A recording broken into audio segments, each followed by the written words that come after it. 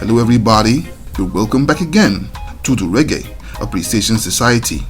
When reggae exploded out of Jamaica in the 1960s, the first place where it found its roots overseas was Great Britain, all thanks to the large Caribbean communities which had settled there in the wake of the Windrush generation.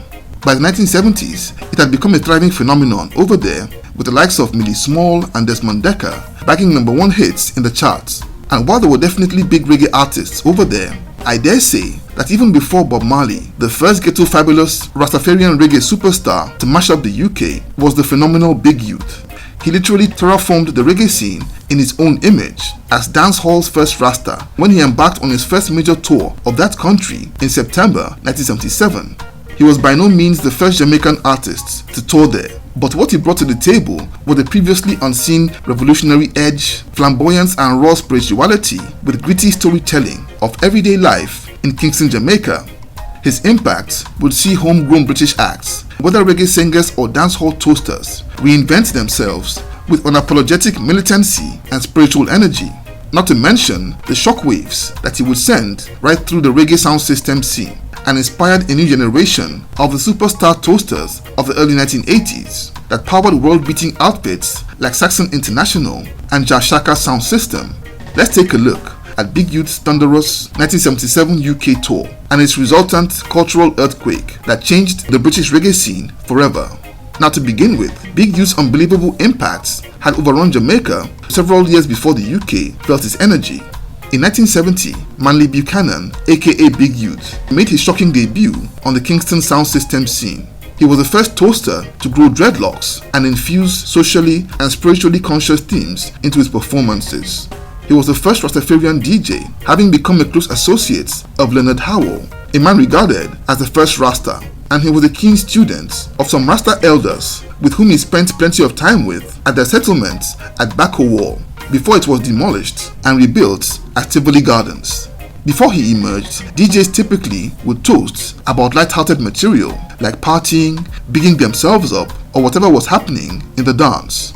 His style was immensely unique, and despite the fact that Rastas were considered outcasts in Jamaica back then, he became a superstar toaster with the Tipper Tone sound system at the beginning of the 70s, and he proudly carried his dreadlocks long before other Rasta musicians found the courage to do so, and he said he was the one who inspired the Wailers to grow their dreads. Inspired by U-Roy's #1 hit single, Wake the Town, he would record several hit singles of his own, and the biggest was S90 Skank, a track that celebrated his favorite motorcycle in 1972. In that same year, he released his debut album, Screaming Target, which became a mega smash in Jamaica that even overshadowed U-Roy's debut album, Version Galore. Over the next few years, he would bag a slew of hit albums and singles in Jamaica. But what no one understood at that time was how big he had become 7,000 kilometers away. Over in Britain, his music had struck a major chord with what was the second generation of the Windrush wave. These were the kids of Caribbean immigrants, many of whom felt disconnected from their roots and had very little knowledge of where they came from. While records imported from Jamaica connected them to the vibe from Backyard, it didn't tell them much about street life over there, and that is where Big Youth's music will fill the gap. A whole year before the Wailers Catch a Fire hit the streets, Big Youth was belting out militant and spiritual messaging in his thick patois to the delight of Caribbean kids in England. He was also relating the dangers of urban life in what were turbulent times over in Jamaica. This would cause Big Youth to bag a huge fan base in the UK, but that was just the tip of the iceberg compared to what was coming. In 1976, UK record label Trojan Records signed Big Youth up on a one-album deal for the release of his next album, Natty Cultural Dread.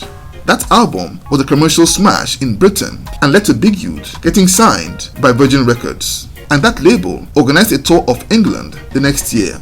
He was already a superstar before setting foot over there, and the hype around his impending arrival was palpable and would reach a fever pitch. And when he landed, he found himself performing to sold-out venues all over London, Birmingham and other cities, with Dennis Brown as his opening act and backing instrumentals from Joe Gibbs and the Professionals Band.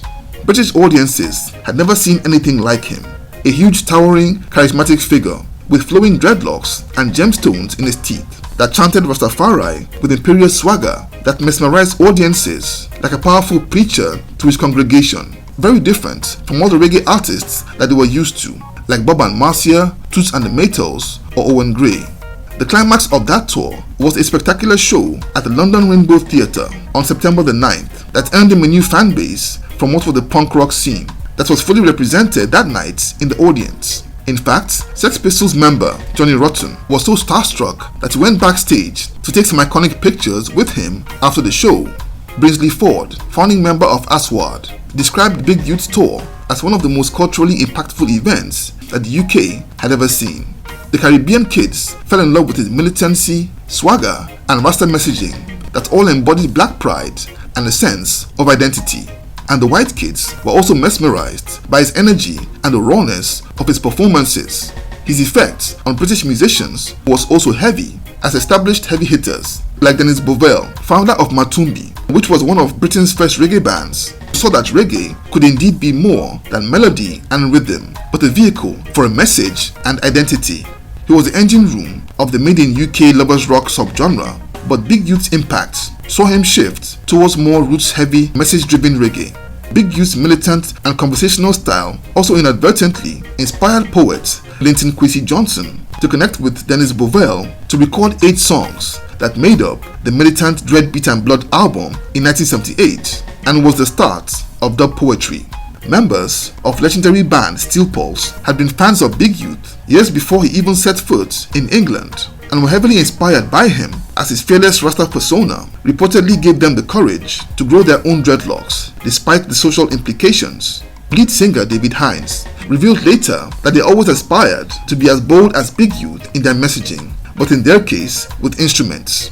It was that fearless energy that they would channel into the debut album in Handsworth Revolution on songs like Ku Klux Klan. But it was on the UK sound system that the most impact would be felt. Even though sound systems had been operating in England since 1955, their mode of operation was simply a selector spinning records at dances and parties, with the odd announcements on the microphone here and there. But after Big Youth's tour, the sound systems almost overnight would introduce full-time toasters, who over time would morph into superstars. UK sound system legend Jashaka was one of such outfits, as he would channel Big Youth's stagecraft with his Zulu dances, live mic chatting, and a call and response style with the audience that was driven by Rastafarian messaging. And another outfit to explode in that period, courtesy of the Big Youth wave, was Saxon Studio International, operating out of Lewisham in South London. Saxon would take on a crew of young toasters like Tipper Irie, Smiley Culture, Papa Levi, and eventually Maxi Priest, and became one of the top outfits in England that came out on top in sound clashes all over the country. Big Youth's influence was simply groundbreaking and set the stage for reggae's massive popularity at the grassroots. The man electrified Britain's reggae scene and single-handedly imported an organic, culturally conscious movement that sparked the UK's reggae revolution of the late 1970s, which endures till this day.